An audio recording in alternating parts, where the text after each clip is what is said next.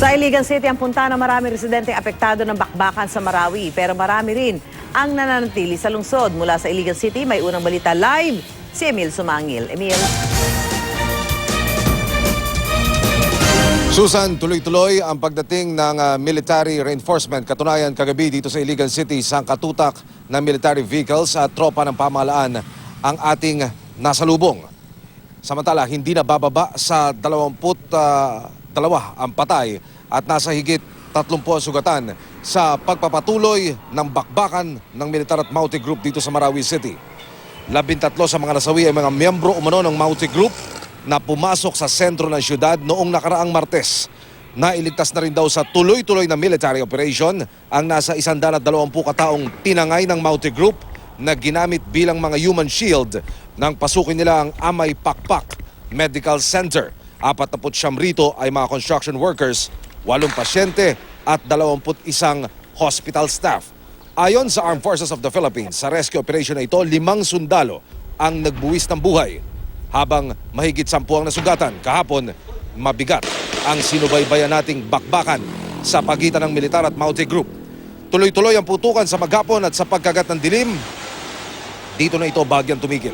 Nakasentro pa rin ang military operation sa ilang bahagi ng city proper ng Marawi. Baldado ang komersyo, sarado ang mga establishmento at halos wala ng sibilyan sa city proper mismo. Ang mga evacuees ay nasa area naman ng Baloy at Iligan City, maging dyan sa Cagayan de Oro. Nananawagan sila sa pamahalaan na mabigyan sila ng karagdagang gamot at pagkain. Mas pinaigting din ang Operation Susan sa mga pulis at military checkpoints papasok at palabas ng Marawi City. Susan. Yung mayor daw at yung kanyang pamilya nasa City Hall lang. Kumusta sila? Nagkakaroon ba kayo ng pagkakataon, Emil, na makausap? Wala pang chance sa Susan kahapon na makaugnayan natin yung ilan pa sa ating mga kababayang nasa loob ng City Hall at yung mga nasa loob ng Provincial Capital. Pero una na nating naitanong sa Philippine Army ang kalagayan ng mga kababayan nating nasa loob ng mga premises na yan at sinasabi nila ligtas at secure daw ng Philippine National Police Special Action Force ang mga kababayan natin dyan. Susan. Emil, doon sa nakikita nyo, no? Sino ba nagpapasimula ng putukan? Militar ba o Maute? Hindi natin madetermina, Susan, kung saan nagmumula ang unang burst ng mga putok ng baril o yung mga pagsabog na yan. Dahil pagdating natin sa area kahapon pa lamang, ganap na 9:00 ng umaga, sangkatutak na putukan na ang ating inabutan pagpasok natin sa sentro ng Marawi City. Karamihan, mga automatic rounds at yung mga pagsabog ay hindi nawawala.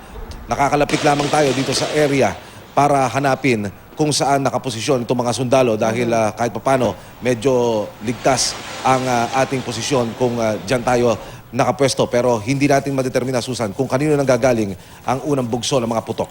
Susan. Emil, from Marawi, bumabalik kayo dyan sa Iligan dahil dyan mas safe magstay overnight, ano? Gaano bang katagal lang biyahe ngayon dahil nga doon sa mga haba ng checkpoint? Yung exodus ng mga kababayan natin.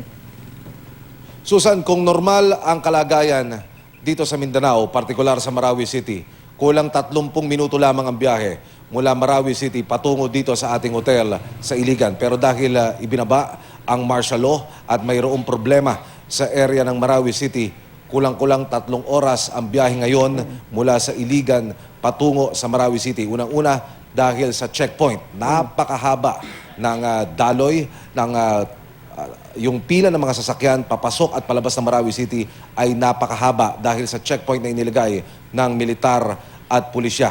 Dagdag pa rito, Susan, yung iba pang police checkpoints na inilagay naman sa area ng Baloy, yung karatig bayan yan ng Marawi City at dito mismo sa Iligan City. Hindi bababa sa 5 checkpoints ang ating dinaanan kagabi pagpasok natin dito sa area ng Iligan City. Susan. Okay, maraming salamat, Emil Sumangil. Ingat kayo dyan.